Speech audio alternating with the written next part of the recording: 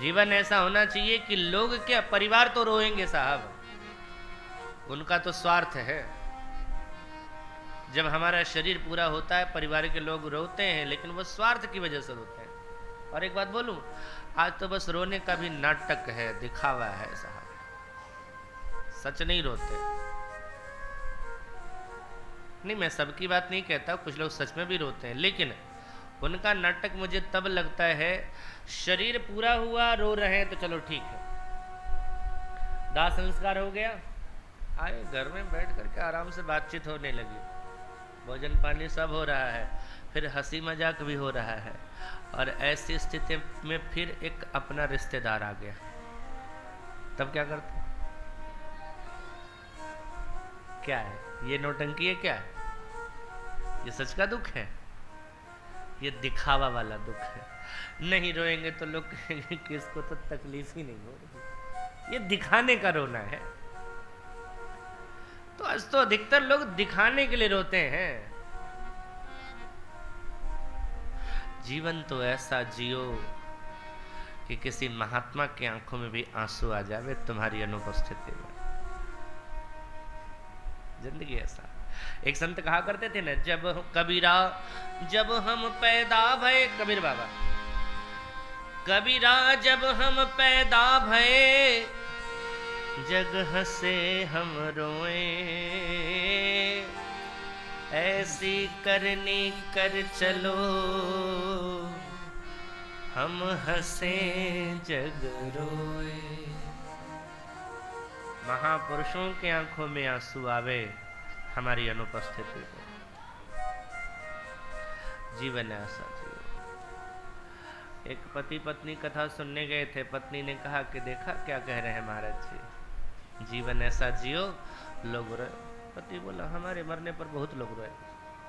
पत्नी बोली कोई नहीं रोएगा, हम भी दिखाने के लिए एक दिन रो देंगे, कोई नहीं रोएगा। गली का कुत्ता नहीं रोएगा, बोले बहुत लोग रोएंगे। कौन रोएगा बता दो। बोले सबसे पहले तो अपना मकान मालिक रोएगा, 5 साल से किराया नहीं दिया।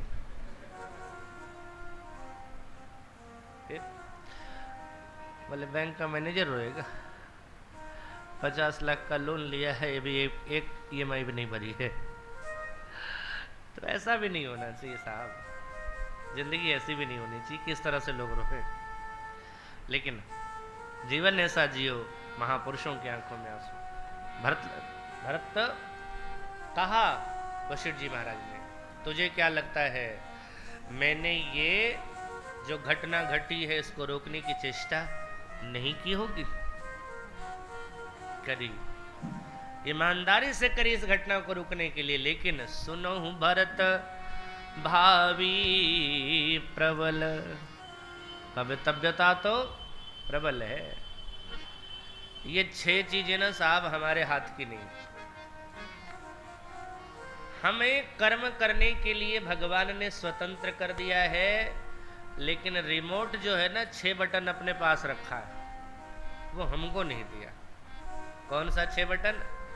हानि, लाभ, जीवन, मरण, जस, अपजस, विधि अपने हाथ में नहीं, वो अपने हाथ में रख रखा। हम व्यापार करते हैं, कोई काम करते हैं, नुकसान के लिए करते हैं क्या? कभी होता है? यानी हानि हमारे वश की बात नहीं। कभी कभी हम जितना कल्पना नहीं करते उससे ज्यादा लाभ हो जाता है, यानी हमारे बस की बात नहीं। किसी की जिंदगी और मौत हमारे वश की बात नहीं, और जस और अपजस भी हमारे हाथ की बात नहीं। कोई भी व्यक्ति संसार में अपयश के लिए तो कोई काम नहीं करता है, लेकिन होता है, यानी रिमोट किसी और के पास में। तुलसी जस भवतव्यता तय सही मिलहि सहाय, आप न आवहि ताहि पही, ताहि तहाँ ले जाए। एक बार देवताओं की बैठक हो रही थी, कॉन्फिडेंशियल मीटिंग। तो एक जगह पर मीटिंग हो रही थी, सारे देवता अपने अपने वाहन से आ रहे थे। अच्छा, आप लोग भी कहीं मीटिंग होगी और वहां से जाओगे तो गाड़ी कहाँ रख देते हैं? पार्किंग में। फिर अंदर आते। तो ऐसे सारे देवता अपने अपने वाहन से आ रहे थे, सब बाहर छोड़ करके अंदर जा रहे थे। अच्छा, जहाँ ये मीटिंग चल रही थी, संयोग से जहाँ गाड़ियाँ पार्क हो रही थी, मतलब बाहर जहाँ वाहन जहाँ लगाए जा रहे थे, वहाँ एक कबूतर था बैठा हुआ। थोड़ी देर के बाद यमराज आ गए भैंसे पर सवार होकर के। भैंसे से उतरे, भैंसे को उधर बांधा और नज़र टेढ़ी करके कबूतर को देखा, और कबूतर को देख करके ऐसे करके चले गए अंदर। अब यमराज किसी को देख करके कर देवे तो क्या बात है। अब तो कबूतर की सिट्टी पिट्टी कुम। ये काल के देवता हमें देख करके क्यों मुस्कुराए, बाबा पता नहीं क्या होगा, मेरी हालत क्या होने वाली है। परेशान था वो कबूतर। थोड़ी देर में भगवान विष्णु आए और विष्णु ने भी गरुड़ जी को बाहर छोड़ा। भगवान विष्णु अंदर चले गए। अब गरुड़ जी की नजर कबूतर पर पड़ी।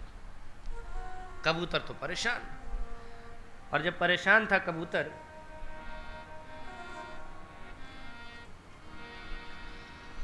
देखा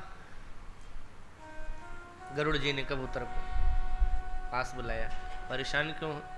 बोले आपसे अभी थोड़ी देर पहले मृत्यु के देवता यमराज आए थे और हमको देख करके करके चले गए। महाराज मेरी तो हालत खराब है, उनकी हंसी मौत से भी ज्यादा खतरनाक है। गरुड़ जी ने कहा चिंता मत कर, तू मेरी प्रजा है, मैं तेरा राजा हूं, और ऐसे तुझे डरने की जरूरत नहीं है। अपने पंजों में पकड़ा गरुड़ जी ने, बोले ऐसी जगह पहुंचा दूंगा कि यमराज ढूंढता रह जाएगा। अच्छा, बहुत गति तेज है गरुड़ जी की। ले जाकर एक गुफा में रख दिया, बोले यहीं रह, मैं यमराज से मिल के आता हूँ। यमराज जी वापस आ गए। अब मीटिंग पूरी हुई, बैठक पूरी होने के बाद यमराज, सारे देवता बाहर निकले, यमराज बाहर निकले, और बाहर निकले तो यमराज इधर उधर देखने लगे। गरुड़ जी पास आए, क्या देख रहे हो? बोले यहाँ पर एक कबूतर था, वो नहीं दिख रहा है।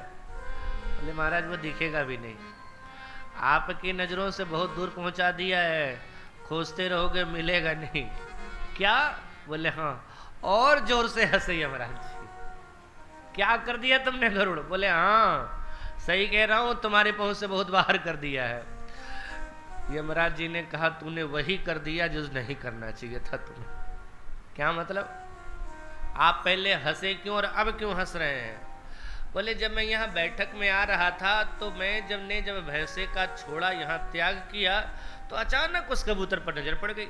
अचानक मैंने उसके मस्तक पर लिखा देखा, अभी से 5 मिनट के बाद इस कबूतर की मौत यहाँ से हजारों योजन दूर एक सांप के खा जाने से होगी।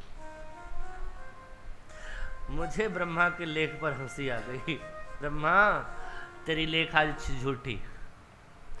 अगर ये जीवन भर भी उड़ान भरेगा कबूतर तो वहां नहीं पहुंचेगा जहां इसकी मौत है, और तुमने लिख रखा है 5 मिनट बाद ये मरेगा।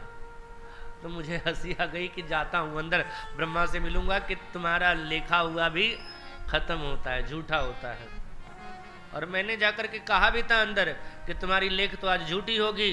ब्रह्मा ने कहा था नहीं सच्ची होगी, और लो बाहर निकला तो सच्ची हो गया।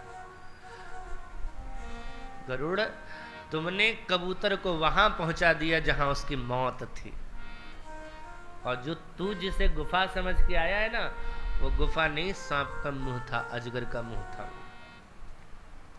गरुड़ जी जब तक दौड़ करके वहां पहुंचे तब तक तो सांप घटक करके खत्म कर चुका था। कहने का मतलब तुलसी जस भवतव्यता तैसे ही मिलहि सहाय, आप न आवहि ताहि पही ताहि तहाँ ले। इसलिए वशिष्ठ जी ने कहा सुनहु भरत भावी प्रबल, बिलखि कहु मुनिनाथ, हानि लाभ जीवन मरण, जस अपजस विधि। लेकिन बुद्धिमान लोगों का एक कर्तव्य है। बुद्धिमान क्या करते हैं? जो बीत जाती है उसके बारे में ज्यादा चिंता नहीं करते। बीती ताहि विसार दे, आगे के सुध लो, आगे सोचो क्या करना है। अब ये हुआ कि जिस राजा ने सत्य की रक्षा के लिए अपना शरीर परित्याग कर दिया,